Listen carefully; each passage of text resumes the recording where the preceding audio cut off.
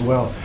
The markets are down substantially today after the president yesterday suggested in the East Rim that he might use tariffs to punish China over the coronavirus. Is there any serious consideration being given to putting new tariffs on China, or was the president just spitballing yesterday? Look, I won't get ahead of any announcements from the president, but I will echo the president's displeasure with China. It's no secret that China mishandled this situation. Just a few examples for you. They did not share the genetic sequence until a professor in Shanghai did so on his own the very next day. China shut down his lab for, quote, rectification. They slow-walked information on human-to-human transmission alongside the World Health Organization and didn't let U.S. investigators in at a very important time. So we take displeasure with China's actions, but I certainly won't get ahead of the president with those announcements. Is the president seriously considering forcing China to pay some sort of compensation, reparations, whatever word you want to put on it? Again, when it comes to retaliatory measures, I will not get ahead of the president on that. Thank you, Kayleigh, and welcome to the podium as well. The president said yesterday that he has a high degree of confidence that the coronavirus originated in a lab in Wuhan, China, and yet his own intelligence agencies say they're still investigating. So does the president have information, and has he drawn a conclusion that the intelligence community has not yet? Look, the president's statement is consistent with the other intelligence assessments. While we continue to have very limited and dubious data from China, current assessments indicated that President Trump's statement is consistent with what some analysts believe is the epicenter of where the virus began. And I would note that intelligence statement you're referring to really made 2 points. One, that this virus originated in China. Two, that it began through contact with infected animals or was the result of an accident at a laboratory in Wuhan. So I consider that consistent with what the president said, that he's seen intelligence suggesting it could be in the Wuhan laboratory. Yes. It seemed to lean into the idea that this started in a laboratory, whereas the statement that we saw from the DNI said we're still investigating those two options that you just laid out. Is the president in any way creating mixed messaging by not saying we're still investigating? No, let me remind everyone, intelligence is just an estimate essentially, and it's up to policymakers to decide what to do with that intelligence. In this case, the policymaker is the president of the United States, and he'll make that decision at the right time. Is the president any close to deciding what to do about China? Has he received any recommendations of the consequences? Is he anywhere near a decision? Look, again, I won't get ahead of the president's decision or the timing of that decision, but he takes this very seriously because the decisions of China that I referenced, slow walking some of that information, put American lives at risk. And rest assured, this president has one priority, and that is the safety and the well-being of American lives. Thanks so much, Kayleigh. Welcome. Since it's been more than 100 days since the press secretary stood up there, I wanted to get a better sense of what your plan is. Are you planning to do these on a daily basis at this point? And also, will you pledge never to lie to us from that podium? I will never lie to you. You have my word on that. As to the timing of the briefings, we do plan to do them. I will announce timing of that forthcoming, but we do plan to continue these. John? Welcome to the podium. A question for you on Project Warp Speed. Can you give us some more details? The president said ultimately he's in charge of this project, but will there be a day-to-day point person on this? What's the budget for this project, and when can the American people realistically expect that there will be a vaccine available to everybody? Well, there is a day-to-day point person, and that's the President of the United States, President Trump. And with regard to vaccines, I would note the words of Dr. Fauci, which are these: going into a phase 1 trial within 3 months of getting the sequence is unquestionable, the world indoor record. Nothing has ever gone this fast. So what the president is doing, and under the president's leadership, we're in phase 1 faster than ever before, according to Dr. Fauci, and that should encourage the American people. In the budget, and then there's really no other point person. I mean, I know the president ultimately, I guess the buck stops with the president, but he hasn't put somebody on the staff. I'm not going to get into any details as to exactly how that works, but just rest assured we're on an accelerated pace to a vaccine, at least for this phase 1 portion of clinical trial. The budget question? Thanks. The Fed yesterday took an action that appeared designed to allow oil companies to access their lending facilities. So I'm wondering if the president has spoken to Chairman Powell about this, if he's happy about the move, and if the White House is considering any additional assistance to the oil companies. So I won't get into the president's personal discussions, but I would just note that the president is always looking out for the nearly 11 million American workers in the oil industry. I would also note that we're filling the Strategic Petroleum Reserve right now, and we'll buy 75 million barrels. So that's the only announcements I have on the oil front today. Yes, Talu. Thank you, Kayleigh. The president tweeted this morning about the protests in Michigan. He essentially said that the governor of Michigan should work with the protesters. He called them very good people and said that they are very angry. Some of those protests, I'm sure you saw, included heavily armed protesters, members of militia groups.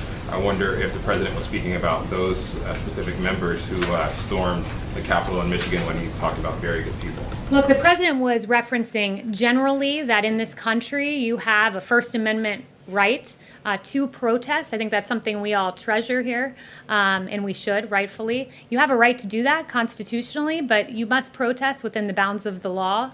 He encourages everyone to protest lawfully, and also to engage in our social distancing guidelines, which we think all Americans should engage in.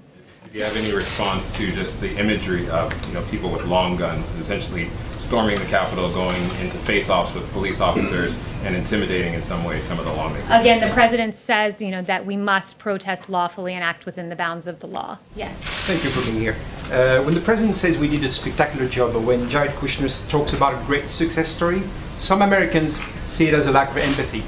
Do you understand their reaction? Look, Jared Kushner has, first of all, done a great job for this administration. And what I would say to that is that when he talked about a success story, he was talking about the story of this administration, which is a story of mobilization for the American people, the greatest mobilization of American industry since World War II.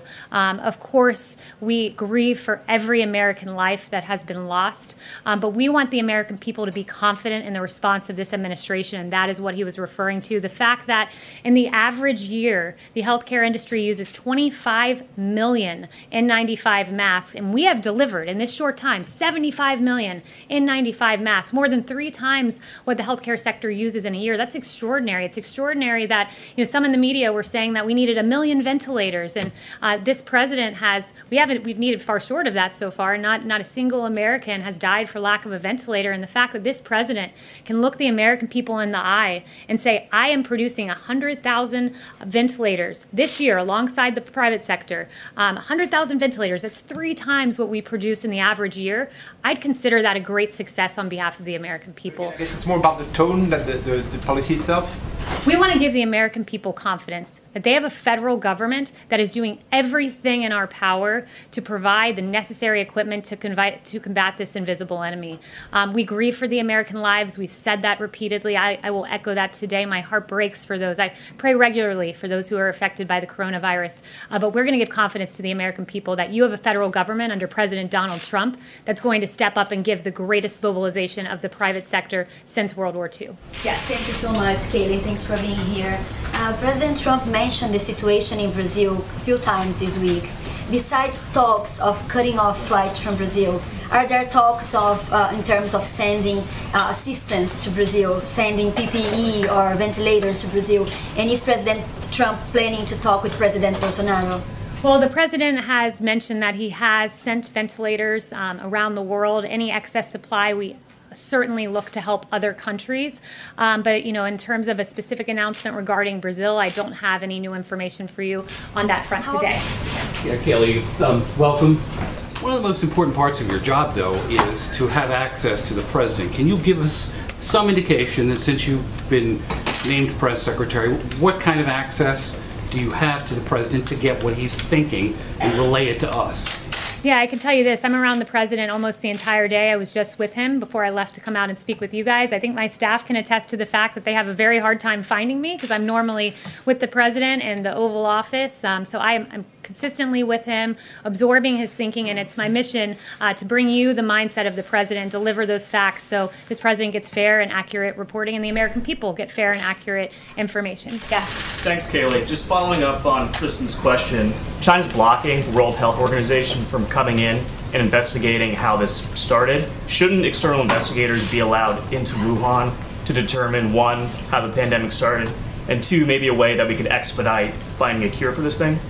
Look, there's no secret that China stopped U.S. investigators from coming in. It was of paramount importance that we got into China in an expedited fashion, and that didn't happen. With respect to the World Health Organization, they have some questions of their own to answer. The United States, as the president has emphasized, provides about $400 million to $500 million per year to the WHO, compared to China at roughly $40 million a year.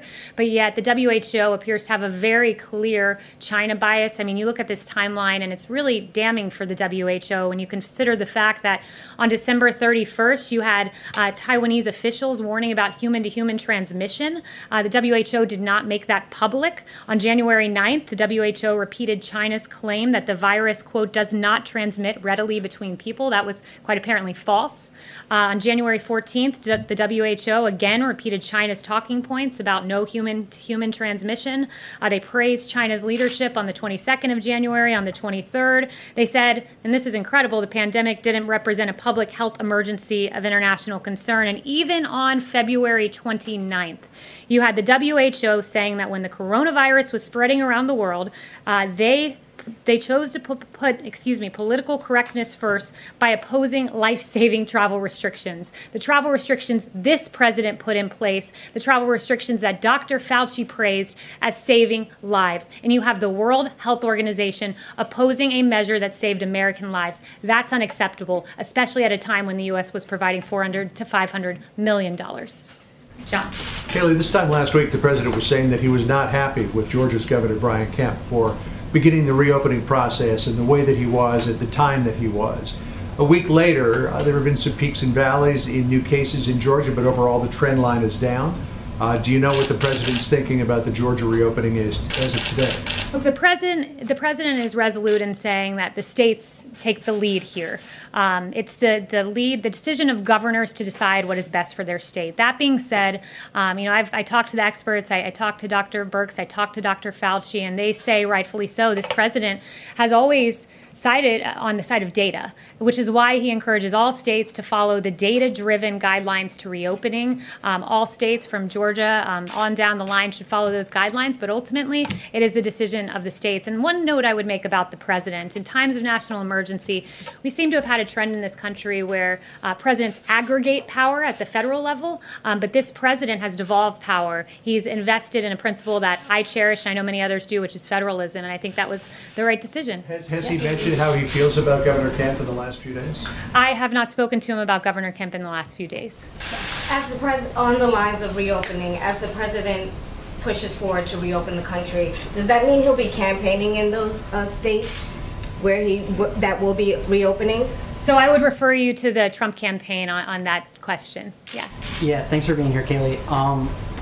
You mentioned Dr. Fauci a minute ago. Are we going to have any more press briefings with Dr. Fauci and Dr. Birx and the health experts, or is the White House kind of shifting the message to focus more on the economy and less on the public health aspect?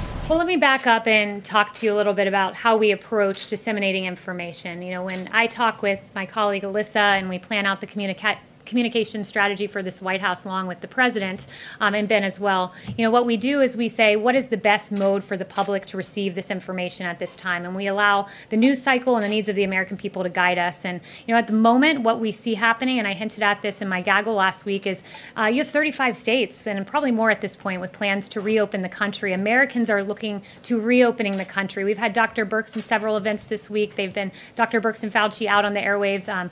They're really incredible people and have done a great service for this country, but we allow the news of the day to guide us, what the American people need to hear. And right now we're in a reopening phase, which is why you've seen the president this week with CEOs, you've seen him with small business owners, with small business employees, today with some great heroes that have emerged from this pandemic and have done a lot of the hard work. So every day we approach this as, how can we disseminate this information? There's a need for information, which is why I'm here supplementing the efforts of this president to get the message out. I would also note he's the most accessible president in history. Took questions twice yesterday, twice the day before. You hear from him quite often, as well as our medical experts. So is the task force still meeting? I guess what's the role of the coronavirus task force? We still have hundreds of people a day are dying. So what role does the task force have versus the economic advisory groups? Yeah, the task force meets regularly. I go to those meetings. I hear them.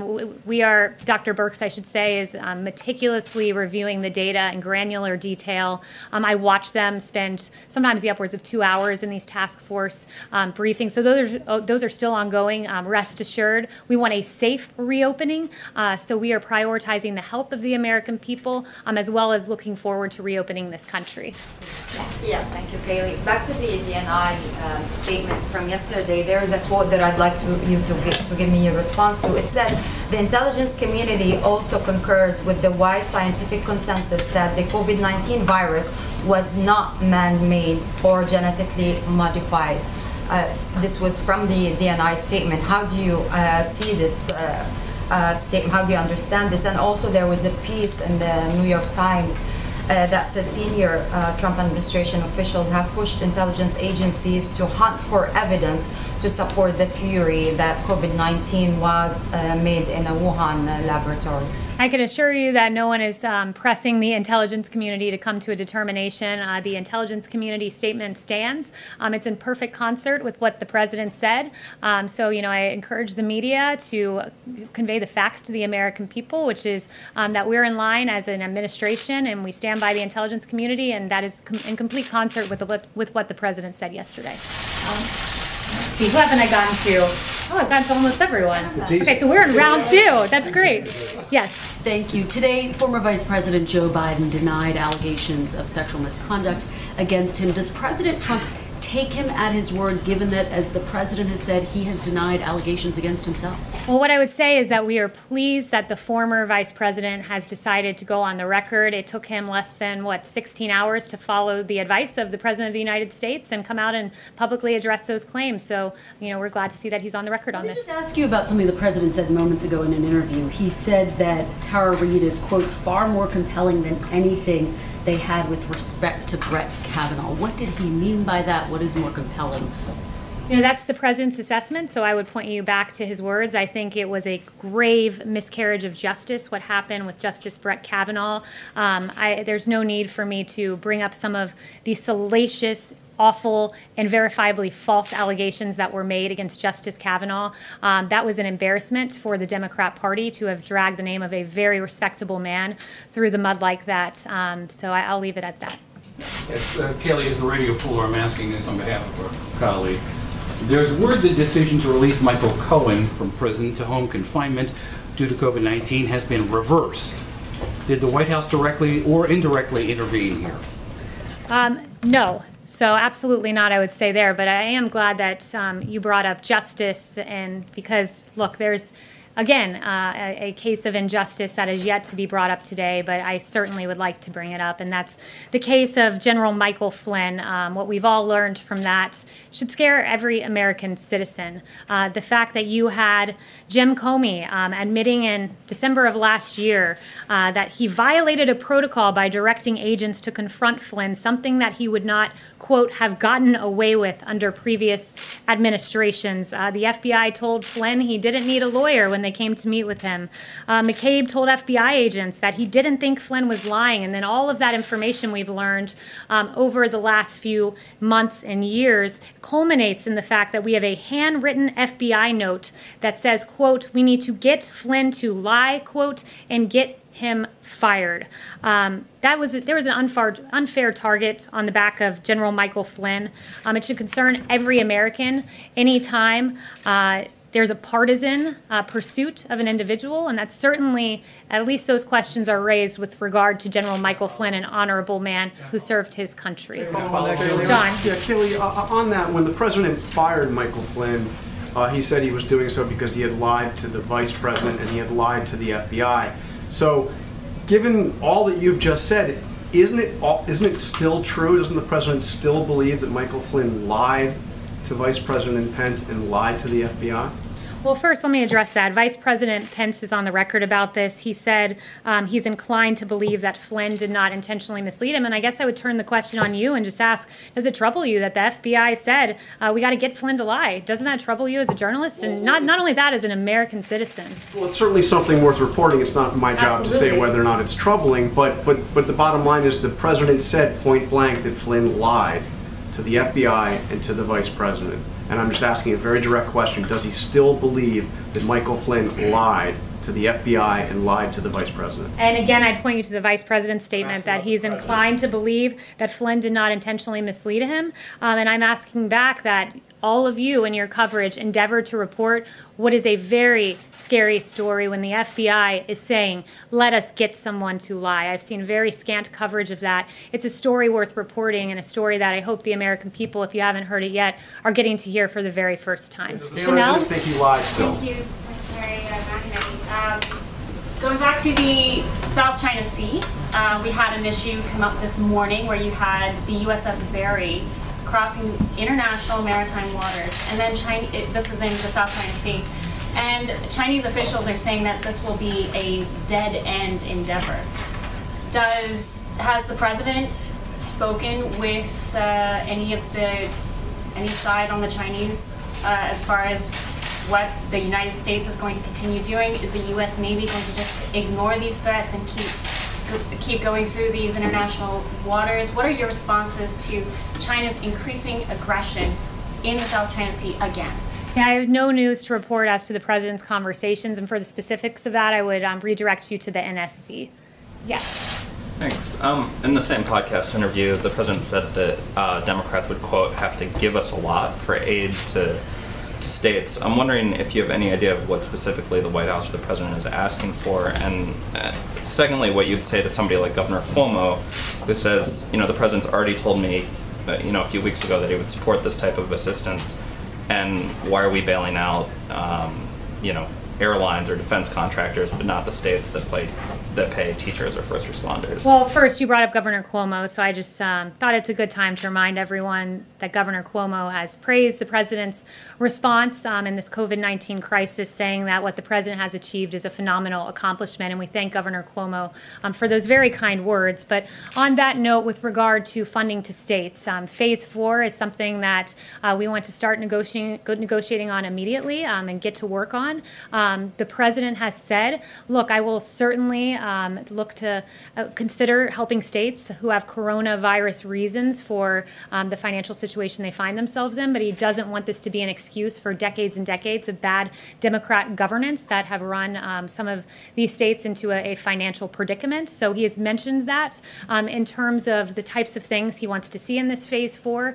I don't want to get ahead of the negotiations, but I do want to emphasize that he has mentioned sanctuary cities. This is a really important issue that has cost American lives. Last year, our brave ICE officers arrested more than 120,000 criminal aliens charged with nearly 10,000 burglaries, 5,000 sexual assaults, 45,000 violent assaults, 2,000 murders, and in the last year, egregiously, 5,000 human trafficking episodes. So American lives matter, our brave ICE men and women matter, and it's something that he's mentioned he'd like to see in a Phase 4. I mean, you raised that, and the president's been kind of vague about this. Are you explicitly conditioning state aid on states or cities not saying that they would have sanctuary city policies? No, I'm not. No, not conditioning anything, but saying that is a negotiation item that the president will certainly bring up. Thanks very much.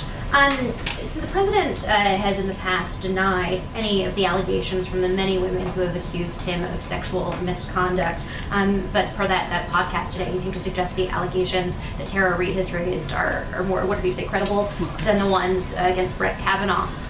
What about the allegations that were raised against him, however? Why should the public, or what makes them any less credible than the allegations from Tara Reade? The president has swiftly denied all of these allegations that were raised 4 years ago. He has always told the truth on these issues. He's denied them immediately, and you're bringing up issues, like I said, from 4 years ago that were asked and answered, and the American people had their say in the matter when they elected President Trump as president of the United States. But, the media, leave it to the media to really take an issue about the former vice president and turn it on the president and bring up accusations from 4 years ago that were asked and answered in the form of the vote of the American people. Just come back, Kayleigh, to John's question, because Kellyanne Conway spoke to this the other day and suggested that two things could be true at the same time. We now have the Vice President saying it's his belief that General Flynn may have unintentionally misled him. That's now 3 years after the fact. But the two things that could have been true at the same time were that Flynn lied to the Vice President and also lied to the FBI. If you remove the FBI piece of that, would the President still have fired Michael Flynn for his belief that he lied at that point to the Vice President? I mean, I'm not going to engage in a hypothetical, and that's essentially what that would be. But what I would say is echo yet again that this was a grave miscarriage of justice. I am very glad that the FBI thought to keep a paper trail, because what many have said for a very long time, pointing to the first few facts I shared with you, culminating in that handwritten note, I'm glad they kept such good documentation of their intent to slow walk General Flynn into a trap and to essentially create, as I mentioned, a grave miscarriage of justice. So FBI, at least we can thank you for the great note-taking. Let me follow up on that, though. John does bring up the point that General Flynn pleaded guilty to lying to the FBI. I'm not going to get involved in what was a matter of justice, though, in a sense. Do you not consider it a miscarriage of justice when you have the FBI writing, "We want to get someone to lie"? Is that a miscarriage of justice? But in the end, he pleaded guilty, and then that's... You hesitated because you know what the answer is. The answer is yes. That's up to a lot of other people to decide. And I would encourage the media to cover it, because I've watched a lot of your networks, I've read a lot of your papers, I've seen a whole lot of scant information about Michael Flynn, when there was a whole lot of speculation about Russia, culminating in $40 million of taxpayer money being lost, and the complete and total exoneration of President Trump.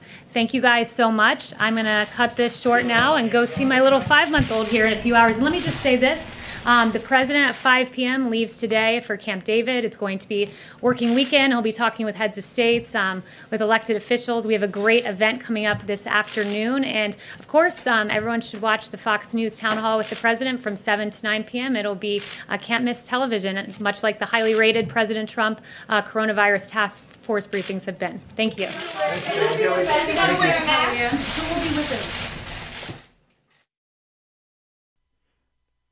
All right, folks, thank you so much for joining us and choosing us as your stream of choice. President Trump did a very good job picking Kayleigh as his new press secretary. I think she did a very, very good job. But let us know what you guys think in the comments section below. Thank you so much once again for choosing Golden State Times as your stream of choice. President Trump is going to be having an event later on today. The live stream is already up on the channel, but if you haven't seen it, we're going to be putting it in the chat or at the bottom of the comments, pinned to the very top of the comments if you're watching this after it's uploaded. It should also be coming up on your screen if you're watching this after it's been uploaded. So President Trump is going to have an event later on today. If you want to get notified for that event, President Trump is going to host a presidential recognition ceremony for hard work, heroism, and hope. So he's going to be delivering a speech. If you want to get notified, subscribe to the channel, click the notification bell if you are new. But if you do not want to get notified by YouTube, because most of the time they don't even send notifications anyway, all you have to do is send us a text message with the word Trump Live to the number 555-888. Once again, send us a text message with the word Trump Live to the number 555-888. And then we will send you a notification when we go live for President Trump's speech. Also, later on today, President Trump is going to Camp David. President Trump is going to spend the weekend in Camp David, where he is going to be talking to leaders from all over the world. He's also going to be talking to CEOs of different sectors of the economy. And he's also going to be having a few meetings with his cabinet members. So stay tuned for full coverage of that throughout the whole weekend. We are not sure if they're going to have a press briefing over the weekend, but stay tuned live here at Golden State Times.